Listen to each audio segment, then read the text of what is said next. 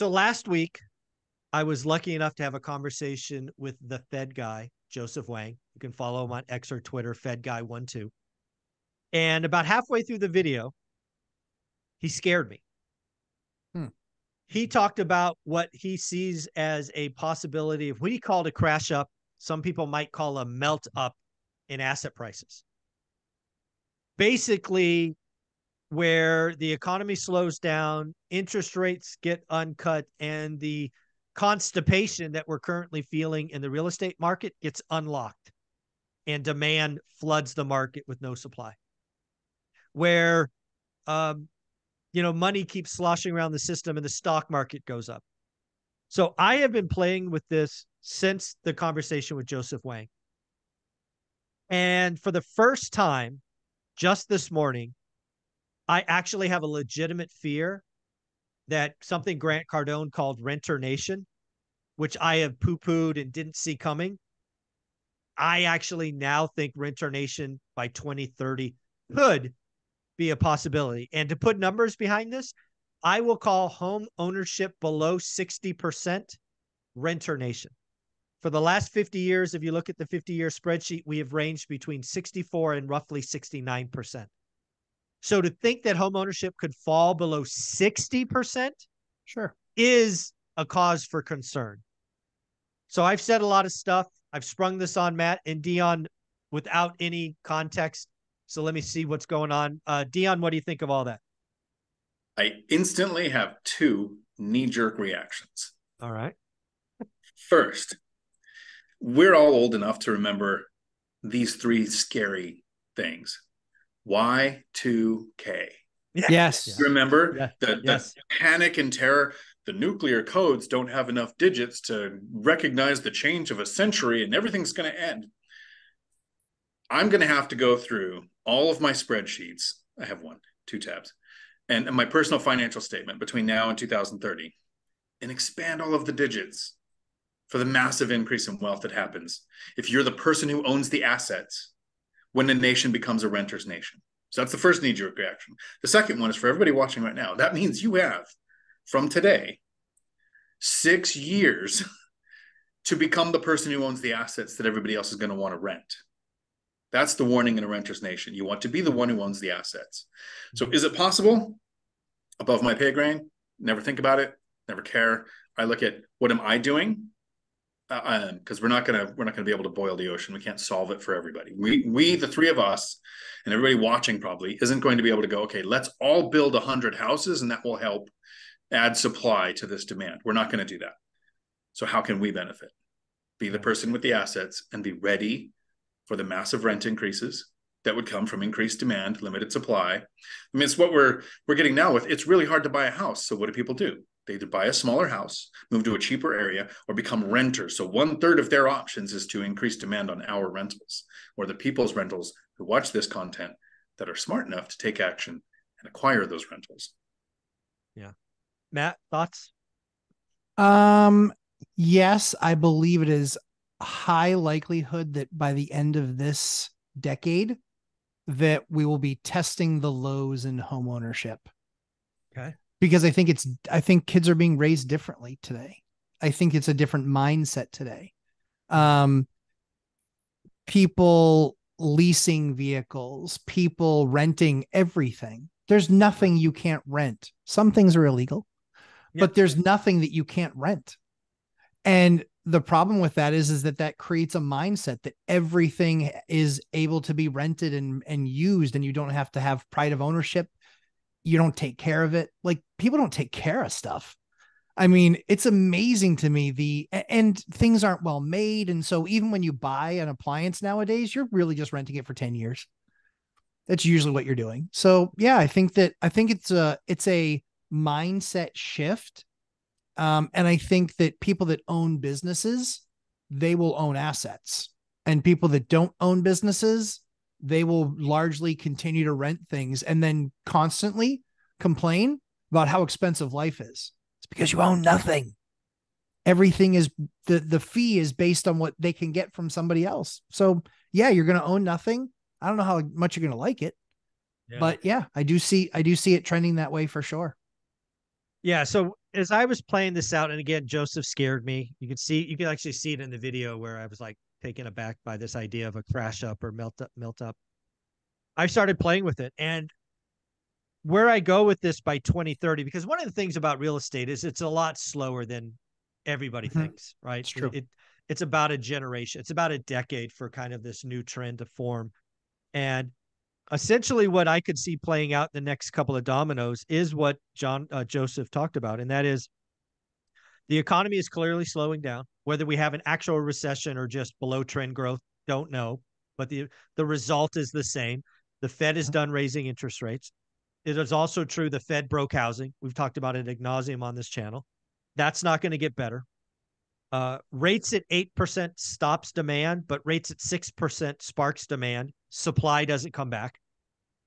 Right now, we have builders stopping building. So we're going to even have less new supply when the next spring selling season comes on. And if all these things line up, we could get to a point where home prices aren't flat next year, but home prices are up 5, 8. They're double trend, right? Trend's 2.5% a year or 1 point over inflation. Dude, what happens if home prices are up 7, 8, 9% next year? And what if they do that again the following year? This affordability that we have now will eventually be the worst ever. 1981 is still the worst, but it's not far behind. But if we keep this trajectory going, we're going to get to a point where, first-time homeownership is almost impossible. And thus, the renter nation by 2030 really becomes a thing. And once you cross that Rubicon, once you kind of break below 60%, I think, home ownership, that's where you can't come back for that. And I say this as somebody who has traveled to Europe, where there are some countries where home ownership is below 30%, right? Big institutions own seemingly everything. I don't want that. I'm not if you're taking this as I hope this is coming, this is not what I'm saying. It's just a real concern. And to Dion's point, if this is what's out 6 years ahead, what should you be doing? You might want to own a couple of these things. So I don't know. It's kind of my thoughts. We'll go back the other way. Matt, what do you think of all that? I hope they don't go up 6%. Then I'll go $1. That would suck. Yeah, because you owe me $1. But yeah, again, I think you look at it, and I always want to own the assets. I always want to own the asset. That's the way it goes when it comes to anything. I always want to be the one that owns whatever that is. That way, if you need to use it, you got to pay me for it. Like, that's an investment that's always worth making. And so, like I said, I think mindset's going to be a big issue. But I think the other thing too that this will force things into, I don't think it will become cataclysmic, because I believe that this is going to be the push for, and I've met with 2 towns about this in the last 3 weeks, is sustainability of a housing market for these towns. And so what I've talked to them about, and not gotten a consulting fee for, is I've talked to them about having a minor league system. And what that means is you need to have the jump not be from a $3,000 apartment to a $3,000 mortgage. Right. What you need the jump being from a C class, B class, A class rental unit to a C class, B class, A class house. And the problem is there's no C and B. And so the idea is getting somebody potentially started sooner. So things like what that ADU guy who's going to be speaking at your event, Derek, I watch Derek's stuff. We text each other, or I instant message each other things back and forth. I find them hilarious. Another builder guy. And so in looking at that, right, you say, well, housing is just going to look different. I think we're going to go through a change from, in the 50s, everybody bragged about how much they paid for something, to in the 80s, everybody talked about how much of a deal they got. And I think we're about to go through that next phase again. Maybe it's in the 20s, maybe it's in the 30s, but we're going to go through that phase again where all the people that bought a small multifamily that house hacked are going to be laughing at the people who bought their own single family ranch. Right. And they're just going to be like, you dope. Who pays your mortgage? You dummy. You pay your own mortgage? Yeah. Yeah, you mow your own lawn too, you know? And I think that it starts to become a thing because I think that Gen Z, one of the things that they're recognizing is they've had plenty of parents or friends that are younger Gen X that have bought a house and paid and had to pay, and it's kept them poor and not vacations and no nice cars, or even they've had those things and it's been, I'm in debt up to my eyeballs. And I think that that's what's going to shift with this generation. I think this generation is probably the one that looks at it and says, I want a work-life balance. I want to be obsessed about this. I want to do what I want to do. And I can do that if I house hack. And I think that with the new program, the government did an amazing job at creating a bunch more demand where we didn't need it. Congratulations. Yeah. I got to tell you, since we had that conversation, I haven't looked at a fourplex in my market in a long time. Right? Yeah. I told you it's crazy, but they're crazy. We just had one break a record. We just had one break a record over $1 million for $1 million for a fourplex. You could have bought that thing 5 years ago for 400. Now, if you're a crash bro, you're smacking yourself in the head with a wooden spoon and telling yourself it's going to crash, it's going to crash, it's going to crash. It's going to correct from there. No doubt in my mind whatsoever, it's going to correct. How much will it correct? Well, they did just kind of heavily incent that with a 5% down program with no sustainability on rents. It ain't crashing. That I can tell you. Correct? Yeah. Crash. Yeah. Dion, thoughts as we wrap this one up? So 2 final thoughts. The first one is I have a video coming out later this week that's going to be on your channel and my channel. And it is how an investor fixes, it's a 3-step process, how an investor fixes the housing affordability index problem for the investor, not for the homeowner. This isn't so much for the homeowner, it's more for the investor, on how home prices are going up and wages aren't increasing at the same rate. How we solve that. And the second thing, and so I had my 2 knee-jerk reactions. You said your thing, here's my thoughts. Now I've had 7.5 minutes to think, and here's an actual process thought of a renter's nation. If the majority of people are renters, more laws will be voted that renters perceive to benefit renters. So we could see things like nationwide rent control, more state rent control, that make us stupid rich compared to those rules not existing. You limit demand by investors, so builders will build less, which reduces supply further, increasing demand more, increasing our net worth. You institute rent control, and you'll have landlords like me who, yes, I have the binder strategy, but I can use the binder strategy when we have an event like 2021, where we had that black swan that happened and rents went up a lot. If you take away that ability, landlords will do the maximum allowable increase every year. So for me, in the years where I didn't do that, I was doing 5% every other year.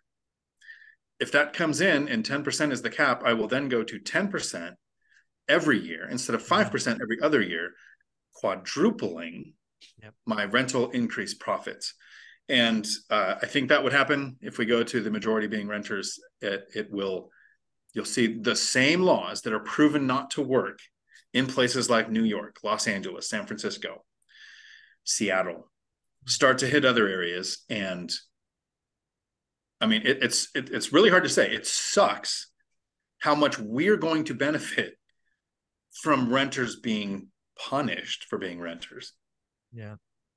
At the end of the day, we do have time to stop this. To kind of Matt's point, if we really got serious about building smaller homes, more entry-level homes, and we made it, kind of that jump from a rental to a first-time home easier, we still have a time to turn this around.